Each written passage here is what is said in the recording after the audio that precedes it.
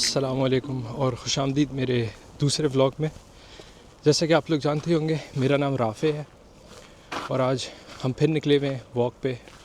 और आज के व्लॉग में हम बात करेंगे थोड़ी सी इस टॉपिक पे जो हमने पहले ज़िक्र किए थे। थोड़ी सी डिटेल में जाएंगे कि जो मैंने बताया कि मैं किस तरह से यहाँ पर आया, क्यों आया यहाँ पे और क्या कर रहा हूँ, इस बारे में हम थोड़ी सी डिटेल में डिस्कस करेंगे। और ये भी बताएंगे कि दूसरे लोगों के लिए क्या क्या रास्ते हैं यहाँ आने के।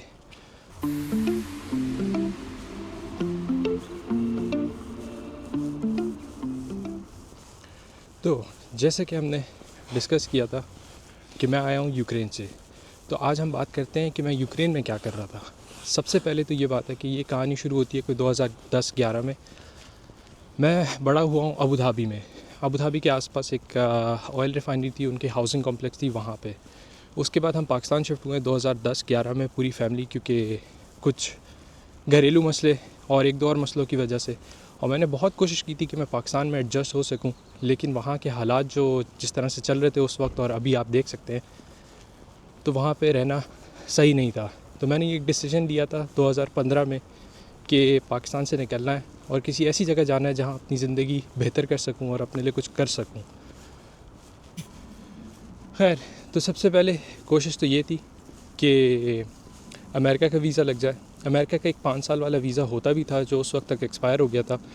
तो 2016 के शुरू में मैंने जाके अप्लाई किया था एज अ स्टूडेंट, और यूनिवर्सिटी में भी एक्सेप्टेंस आ गई थी, 30% स्कॉलरशिप भी मिली थी। लेकिन पहली बार जब वीज़ा लगवाने गया, उन्होंने कहा कि हमें नहीं लगता कि आप वापस आएंगे या आप वहाँ जाके पढ़ाई करेंगे। उन्हें लग रहा था कि मैं वहाँ जाके काम करूँगा, लीगल या इलीगल पता नहीं, लेकिन उन्होंने वीज़ा नहीं दिया। मैं थोड़ा सा डिसहार्टन तो हुआ, लेकिन उसके बाद मैं दोबारा गया 2 हफ्ते बाद अप्लाई करने की, देखते हैं क्या है। और मैंने उस बार पूछा कि आपने मुझे पहले भी रिजेक्ट किया है, तो ये दूसरी बार आप रिजेक्ट कर रहे हैं, तो इसकी वजह क्या है और मैं क्या ऐसा करके प्रूफ कर सकता हूँ आपको कि मैं वहाँ जाके एक स्टूडेंट बनूँगा। तो उन्होंने कहा कि आप किसी भी मुल्क में जाएँ या पाकिस्तान में रह के आप पढ़ें, 1 से 1.5 साल दें यूनिवर्सिटी को, और उसके बाद आप अप्लाई करें तो आपका 100% गारंटीड है कि वीज़ा लगेगा। तो इस चक्कर में फिर मैंने दूसरी जगह देखनी शुरू की कि कहाँ जाया जा सकता है जो कि सस्ता भी हो, इजी भी हो, और कह लें कि इतना ज़्यादा इशू भी ना हो वहाँ पे ना। तो मुझे किसी ने यूक्रेन का रेकमेंड किया, और क्योंकि मैं अबू धाबी में पला बड़ा था तो मेरी क्लास में यूक्रेनियंस और रशियंस होते थे, तो मैंने कहा कि क्यों नहीं ट्राई किया जाए। और मुझे बिल्कुल अंदाज़ा नहीं था उस वक्त कि वहाँ पे कितने लोग हैं पाकिस्तानी, या कोई जानने वाला निकलेगा कि नहीं निकलेगा। तो इस तरह से प्रोसेस स्टार्ट किया, करते कराते यूक्रेन पहुँचा। बिल्कुल समझ नहीं आया है कि वहाँ करना क्या है, किस तरह से ज़िंदगी चलेगी, क्योंकि अंग्रेज़ी वहाँ पे कोई नहीं बोलता था और हम लोगों को सिर्फ इंग्लिश ही आती है या उर्दू आती है। तो वहाँ पे जॉब का भी मसला, यूनिवर्सिटी का भी मसला, और इन सारी चीज़ों में जो है अपना कोई वहाँ पे था भी नहीं। तो बंदा थोड़ा सा कंफ्यूज ही रहे कि क्या करे क्या नहीं करे। इस तरह करते करते मुझे 2 पाकिस्तानी स्टूडेंट्स मिले, जो कि अब उनमें से एक बहुत अच्छा दोस्त है मेरा। तो उसने गाइड किया कि आओ हमारे साथ रहो। उनको भी मुझसे कोई कह लें 4-5 महीने पहले वो पहुँचे थे वहाँ पे। उन्होंने अपने पास रखा, बताया किस तरह से हम शेयरिंग पे रहे, आगे पीछे घुमा फिरा, वहाँ पे फिर ज़िंदगी स्टार्ट की, थोड़ी थोड़ी लैंग्वेज सीखी, इधर उधर इंजॉय किया, लोगों से मिले, बातचीत हुई, कॉन्टैक्ट्स जिसको कहते हैं आप बनते हैं आपके, उस तरह से वो बने। और फिर जो है जॉब वगैरह ढूंढने की कोशिश की। तो ये छोटी सी कहानी थी कि यूक्रेन पहुँचा कैसे और वहाँ पे क्या करना शुरू किया। वहाँ पहुँचने के बाद इतना अंदाज़ा हो गया था कि वहाँ पे पढ़ाई तो होगी नहीं, तो एक जॉब करने के रास्ते निकाले। पहले 2 साल जो है बहुत मुश्किल हुई, थोड़ी सी घर वालों से हेल्प ली, थोड़ी सी आगे पीछे से हेल्प ली, लेकिन कर कर आके अपने पैरों पे खड़े हो गए। और उसके बाद ज़िंदगी जब अच्छी चलनी शुरू हुई कि गाड़ी, मोटरसाइकिल, और ये सोचे थे कि अब अपार्टमेंट वगैरह सब करेंगे, ज़मीन भी लेने का सोच रहे थे, इतने में जंग ही छिड़ गई और फिर वहाँ से निकलना पड़ा। तो इस तरह से करके हम यहाँ पहुँचे जर्मनी। और अब जब जर्मनी आए तो यहाँ पे अलग मसले। पहली बार मैं आया मार्च 2022 में, और जब यहाँ पहुँचा तो मुझे अंदाज़ा हो गया था पहले वीक में ही कि ये मुल्क में मेरा गुजारा इतना आसान नहीं है। यहाँ पे थोड़ी सी ज़्यादा मुश्किलात हैं। और मेरे उस वक्त ज़ाहिर सी बात है एक्सीडेंट भी हुआ था, तो मैं बाइक से गिरा, हड्डियाँ वड्डियाँ टूटी हुई, बेड पे ही था, तो वो भी थोड़ा सा मसला हुआ। लेकिन जैसे ही थोड़ा सा मूवमेंट के काबिल हुआ कि थोड़ा सा मूव कर सकूँ इधर उधर, तो उठ के स्पेन गया। वहाँ पे भी कोशिश की। पहले तो वीज़े वगैरह में भी बड़े मसले हुए, क्योंकि बीइंग अ पाकिस्तानी नेशनल वो कह रहे थे कि आप लोग एलिजिबल नहीं है यहाँ पे जो टेम्परेरी प्रोटेक्शन है जो यूक्रेनियंस को मिलती है। लेकिन परमानेंट रेजिडेंस की बेसिस पे मिल गया, फिर वहाँ से वापस यहाँ जर्मनी आए तो यहाँ पे भी बड़े मसले हुए। इन्होंने 3 बार रिजेक्ट किया कि आप नहीं एलिजिबल, लेकिन इनके कानून में था कि अगर किसी के पास भी परमानेंट रेजिडेंस है यूक्रेन की और वो नॉन यूक्रेनियन है, उसका हक है यहाँ पे टेम्प्रेरी प्रोटेक्शन लेने का। तो उसकी बेसिस पे मिल तो गया यहाँ पे, लेकिन एक छोटे से शहर में मिला, और इस शहर में इतना कोई ख़ास प्रॉस्पेक्ट नहीं है बिना लैंग्वेज के, और अगर आप अनक्वालिफाइड हैं, जैसे कि आपके पास ना बैचलर्स है ना मास्टर्स है। आज थोड़ी सी ज़्यादा मुश्किल हो रही है वीडियो बनाने में, क्योंकि ठंड बहुत ज़्यादा है। हवा तो रुक गई है लेकिन ठंड बहुत ज़्यादा है, और सुबह थोड़ी सी बर्फ़ भी पड़ी थी, लेकिन अब ये है कि सूख गई है, तो टेम्परेचर फ्लक्चुएट कर रहा है 0 और माइनस के दरमियान। तो थोड़ी सी हाथ वगैरह जो जम रहे हैं, और आप देख सकते हैं कि टोपी भी पहनी हुई है आज। तो खैर, तो जो मैं बात कर रहा था कि हम जिस तरह से यहाँ पर आए तो यहाँ पे कुछ समझ नहीं आ रहा था। और यहाँ पे ये है कि लोग इंग्लिश तकरीबन हर बंदा जानता है इनका, लेकिन कोई बोलता नहीं है। ख़ास तौर पे अगर वो कोई देखते हैं फ़ॉरेनर है तो उसके साथ वो बिल्कुल नहीं बोलते इंग्लिश, और वो कहते हैं कि यार आप सीखें हमारी ज़बान और हमसे हमारी ज़बान पे बात करें। तो जर्मन एक ज़बान इतनी मुश्किल है कि मुझे सीखते हुए हो गए तकरीबन 1.5 साल, और मैं अभी बस छोटी छोटी कॉन्वर्सेशंस ही कर सकता हूँ। बहुत प्रोफेशनली नहीं बात कर सकता, लेकिन ये है कि इतना गुजारा हो जाता है, लोगों से थोड़ी सी कॉन्वर्सेशन हो गई आगे पीछे, या अगर काम कर रहे हैं तो काम पे क्या बातें करनी है क्या नहीं है, वो स्पेसिफिक वर्ड्स वगैरह यूज़ कर आके समझ में आ जाता है। तो मैं तो यही बोलूँगा, जिन लोगों को यहाँ पर आना है जर्मनी, और आजकल पाकिस्तानियों के लिए, क्वालिफाइड लोगों के लिए बहुत आसान है इस जगह आना। आप लोग जो है आने से पहले अगर लैंग्वेज सीख सकते हैं तो उसमें बहुत फ़ायदा होगा आपका, ख़ास तौर पे इतनी कि आप थोड़ी बहुत बोल सकें या समझ सकें ना, तो उससे बहुत फ़र्क पड़ता है यहाँ पे।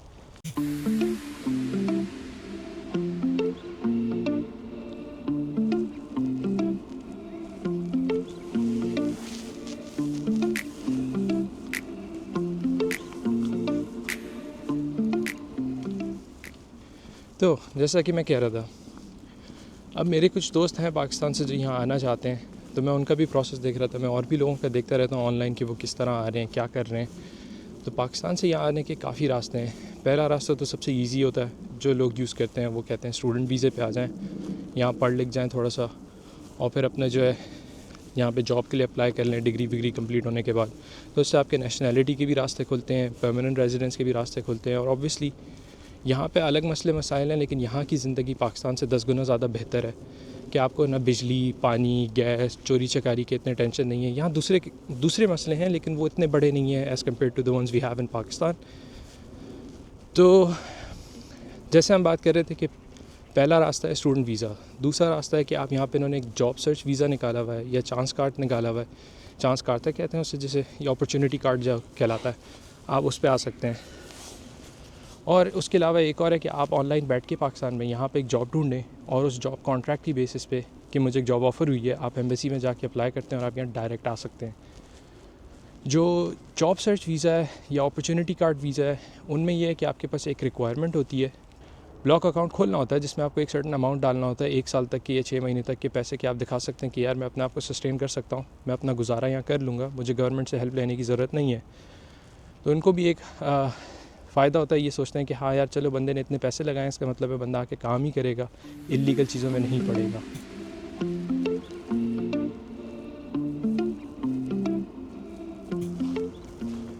खैर, मेरी नज़र में सबसे ज़रूरी चीज़ जो यहाँ जर्मनी आने के लिए आपको चाहिए वो है लैंग्वेज।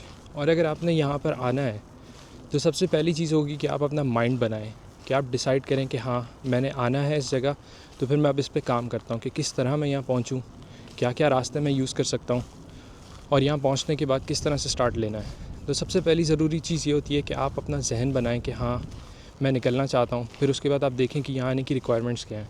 तो जैसे मैंने कहा, सबसे पहली चीज़ है लैंग्वेज, क्योंकि जब आपने ये डिसाइड कर लिया है कि आपने यहाँ आना ही आना है, तो फिर आपने जो लैंग्वेज सीखनी शुरू करनी है। क्योंकि यूरोप में, कहने यूके को हटा के बाकी सारी जगहों पे आपको उस मुल्क की लैंग्वेज आनी ज़रूरी है, क्योंकि उस मुल्क की लैंग्वेज अगर आपको नहीं आती, आपका गुजारा नहीं है। और यहाँ पे जॉब्स वगैरह का भी यही सिचुएशन है कि जितनी ज़्यादा आप यहाँ की लैंग्वेज बोल सकते हैं, उतनी आसानियाँ हैं आपके लिए यहाँ पे जॉब्स ढूंढने में, और अच्छी और बेहतर जॉब्स जिसमें आप आसानी से फिट भी हों, पैसे भी अच्छे मिलें, आपका गुजारा भी अच्छा हो, और आप अपने घर वालों की मदद भी कर सकें पाकिस्तान में।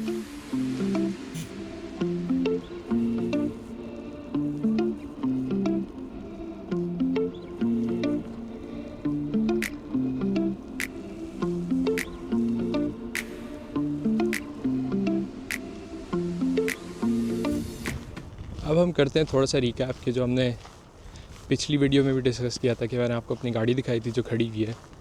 मुझे एक बैटरी ऑर्डर करनी है उसके लिए, जो कि मैंने अभी तक की नहीं है क्योंकि यहाँ पे क्रिसमस की छुट्टियाँ शुरू हो चुकी हैं और नया साल भी है। तो ऑर्डर तो मैं कर दूँगा, लेकिन वो डिलीवर कब तक हो तो कुछ पता नहीं। और सही बात है कि बैटरी जो है तकरीबन 150 यूरो की पड़ रही है और मैं अभी इतने ख़र्च भी नहीं करना चाह रहा, तो मैं थोड़ा सा वेट कर रहा हूँ। और क्योंकि मेरी गाड़ी यूक्रेनियन नंबर पे है तो जर्मनी में लीगली मैं उसको चला भी नहीं सकता फ़िलहाल, मुझे नंबर चेंज करवाना होगा। और अगर नंबर चेंज करवाना है तो उसका भी एक लंबा प्रोसेस है कि ऑब्वियसली गाड़ी की जो है यहाँ पे एक होती है टेक्निकल इंस्पेक्शन वगैरह जिसको कहते हैं टूफ, वो करवानी ज़रूरी है। उसके बगैर आप गाड़ी यहाँ पे चला नहीं सकते कि आपकी गाड़ी जो है एमिशन स्टैंडर्ड्स मीट करती है, आपकी गाड़ी की हालत सही है, कोई टूटी फूटी चीज़ नहीं है, कि आप बस एक डेंजर ना हो दूसरों के लिए कि आपकी गाड़ी में इतनी ख़राबी हो कि आप रास्ते में ख़राब हो जाएं या आप सोसाइटी को डिस्टर्ब कर रहे हैं, इस तरह की कोई चीज़ ना हो। तो वो भी एक लंबा प्रोसेस है। फिर लाइसेंस भी कन्वर्ट करवाना होता है, वो भी एक लंबा प्रोसेस है। ऑन एवरेज यहाँ पे अगर लाइसेंस आपको बनवाना है और अगर आप ज़ीरो से स्टार्ट करते हैं तो आपको लगते हैं कोई तकरीबन 3 से 5 हज़ार यूरो। और ये पूरे जर्मनी में बराबर ही है, कोई ख़ास ज़्यादा ऊपर नीचे नहीं होता। और अगर आप लाइसेंस कन्वर्ट करवा रहे हैं तो 1500 से 3000 के दरमियान कहीं पे भी लग जाते हैं। और क्योंकि हमारे लाइसेंस पाकिस्तान से होते हैं तो इन लोगों को ये भी मसले होते हैं कि आप प्रूव करें कि ये लाइसेंस सही है कि नहीं है, ओरिजिनल है कि नहीं है, कि आपने गलत तरीके से तो नहीं लिया, फेक तो नहीं है। तो कभी कभार ये वेरिफिकेशन भी करवाते हैं। और उस वेरिफिकेशन में ये होता है कि अगर इन्होंने कह दिया आपको कि नहीं हमें नहीं लगता आपका लाइसेंस असली है, तो फिर आपके सर पे बहुत लंबी ख्वारी पड़ती है कि आप एम्बेसी जाएं, पाकिस्तान से सर्टिफिकेट्स वगैरह निकलवाएं कि हाँ भाई ये ओरिजिनल लाइसेंस है और मैं यहाँ पे दे रहा हूँ आप लोगों को कि आप इसको प्लीज़ एक्सेप्ट करें और कन्वर्ट करें। तो उसमें भी ये है कि 3-4 महीने और ऐड हो जाते हैं आपके प्रोसेस में। तो ये कुछ मुश्किलात हैं जो यहाँ पे लोगों को फ़ेस करनी पड़ती हैं। फिर दूसरा ये है कि यहाँ पे रिहाइश ढूंढना एक थोड़ा सा मसला है। अब जैसे मैं फ़िलहाल रहता हूँ सोशल हाउसिंग में, जो यहाँ पे प्रोवाइड की जाती है रेफ्यूजीज़ वगैरह को। और उसकी रीज़न ये नहीं है कि मैं रेफ्यूजी हूँ, है रेजिडेंस परमिट, लेकिन ये है कि अभी तक अपार्टमेंट सही वाला मिला नहीं है। जो अपार्टमेंट मिल रहे हैं या तो वो एरिया अच्छा नहीं है या अपार्टमेंट्स की हालत बहुत बुरी है। तो मैं देख रहा हूँ। और दूसरी चीज़ है कि मैं लॉन्ग टर्म इस शहर में रहना भी नहीं चाहता। मैं चाहता हूँ कि किसी बड़े शहर में हूँ, फ्रैंकफर्ट हो गया, बर्लिन हो गया या हैम्बर्ग हो गया, कि जॉब की अपॉर्चुनिटीज़ ज़्यादा हों। और ऑब्वियसली पाकिस्तानी कम्युनिटी भी वहाँ पे बड़ी होगी तो आपको थोड़ी सी हेल्प होती है। फिर रिश्तेदार अगर आपके यहाँ हैं तो वो भी आपकी हेल्प होती है। तो ये काफ़ी सारे फैक्टर्स होते हैं जो आपको कंसिडर करने पड़ते हैं कि बंदा एक ज़िंदगी दोबारा से स्टार्ट कर रहा है और क्या क्या किया जा सकता है और क्या क्या नहीं किया जा सकता और क्या करना चाहिए और क्या नहीं करना चाहिए। तो ये चीज़ें सोचनी पड़ती हैं और ये आने से पहले सोचनी पड़ती हैं। और ऑब्वियसली आप जितना मर्ज़ी सोच लें उसके बावजूद यहाँ पे कुछ ऐसी चीज़ें हो जाती हैं जिसकी बेसिस पे आपको डिसीजंस खड़े खड़े लेने पड़ते हैं कि यार नहीं ये करता हूँ वो नहीं करता। और हर एक डिसीजन का जो है एक कॉन्सिक्वेंस होता है, कभी कभार वो अच्छा निकलता है, कभी कभार वो बुरा निकलता है। तो ये चीज़ें सोच समझ के करनी पड़ती हैं। एक और चीज़ थी जिसके बारे में मैं बात करना चाह रहा था, वो ये है कि यहाँ पे आपको कितनी सैलरी चाहिए एक गुजारा करने के लिए। तो एक अंदाज़न जिस शहर में मैं रहता हूँ एयरफोर्ट में, एक बंदे को मिनिमम मेरे हिसाब से 2000 यूरो की सैलरी होनी ज़रूरी है, क्योंकि टैक्स और इंश्योरेंस और सब कुछ कटा के आपके हाथ में जो है तकरीबन 1500-1600 बचता है, जिसमें से आप 500 किराया, बिजली का बिल और इन चीज़ों में निकालें और 1000 जो है फिर आप अपने ख़र्चे का रखते हैं। जैसे कि आपका हो गया कि आपने थोड़े पैसे पाकिस्तान भी भिजवाने हैं, थोड़ी सेविंग्स भी करनी है यहाँ पे, और फिर और भी चीज़ें होती हैं मिसलेनियस ख़र्चे जिसको कह लें आप, कि आपने कुछ लेना है, कपड़े हो गए, जूते हो गए, जैकेट हो गई, क्योंकि यहाँ मौसम ऐसा है, काफ़ी चीज़ें जो है लेनी पड़ती हैं। तो ये इस चीज़ का भी जहन में रखना पड़ता है। लेकिन आमतौर पे ये उन लोगों की होती है जो बेसिक काम कर रहे हैं, लेबर फोर्स हो गई, अमेज़ॉन वेयर हाउस में आप काम कर रहे हैं, इस टाइप की चीज़ें हैं। तो ये उन लोगों के सैलरीज बनती हैं। वरना आमतौर पे अगर क्वालिफाइड एक बंदा है तो वो यहाँ पे 3-3.5 हज़ार आराम से कमा लेता है। कुछ लोग ये हैं कि ऑब्वियसली वो 60-70 हज़ार भी हैं, कुछ लोग हैं वो 1 लाख भी हैं। और ये मैं साल के हिसाब से बता रहा हूँ कि जो 60-70 हज़ार और 1 लाख है ये एक साल में कमा लेते हैं। तो उसमें टैक्स कटा के आपके हाथ में इतना बचता है कि आप अच्छी एक ज़िंदगी रह सकते हैं, अपनी फैमिली के लिए भी कुछ कर सकते हैं, फिर अपने बच्चों के लिए भी कुछ कर सकते हैं, आप घूम फिर भी सकते हैं। वही कि आपको मसले वो नहीं होंगे जो पाकिस्तान में होंगे कि आपकी सैलरीज इतनी कम है, बंदा वहाँ पे परेशान ही रहता है हर वक्त कि मैं क्या करूँ। और अगर पैसे हैं तो फिर बंदा दूसरी चीज़ों में परेशान होता है कि यार कोई मेरी गाड़ी ना छीन ले, फ़ोन ना छीन ले, अच्छी चीज़ें आप पहन नहीं सकते, दिखा नहीं सकते, बाहर नहीं निकल सकते। तो ये बहुत सी चीज़ें जो जिनसे बहुत बड़ा फ़र्क पड़ता है आपकी ज़िंदगी में। तो मेरी नज़र में ये चीज़ें भी जो है सोचने वाली होती हैं। लेकिन ये है कि मैं जो पाकिस्तान में इस वक्त हालात चल रहे हैं, जो मैं देख रहा हूँ, जो अपने जानने वालों से, अपने रिश्तेदारों से, मेरी एडवाइस तो यही है कि अगर आप लोग निकल सकते हैं और अपनी ज़िंदगी बेहतर कर सकते हैं या अपने घर वालों की ज़िंदगी बेहतर कर सकते हैं तो प्लीज़ निकलें और रास्ते देखें कि किस तरह निकल सकते हैं, क्या क्या किया जा सकता है। और इस वक्त दुनिया में बहुत लीगल रास्ते खुले हुए हैं आने की, यहाँ पे और भी मुल्कों में आने के लीगल रास्ते खुले हुए हैं। आपको इलीगल आने की ज़रूरत नहीं है।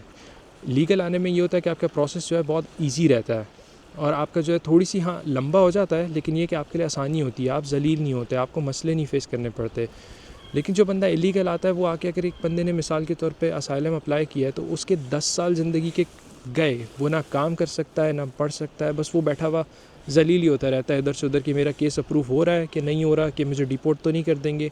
वो एक स्ट्रेस सर पे रहती है और एक वो आप परेशानी रहती है हर वक्त आपको कि यार कुछ भी कभी भी किसी भी वक्त हो सकता है मेरे साथ। तो लीगल रास्ते देखें और यहाँ आने के बहुत लीगल रास्ते खुल गए हैं अब और बहुत आसानियाँ हो गई हैं। हाँ, तो ये एक छोटी सी जो है कह लें दूसरा व्लॉग था और इसमें हमने डिटेल में बात की है व्लॉग में कि क्या क्या रास्ते हैं क्या नहीं है, जो पहले टॉपिक में हमने डिस्कस किया था।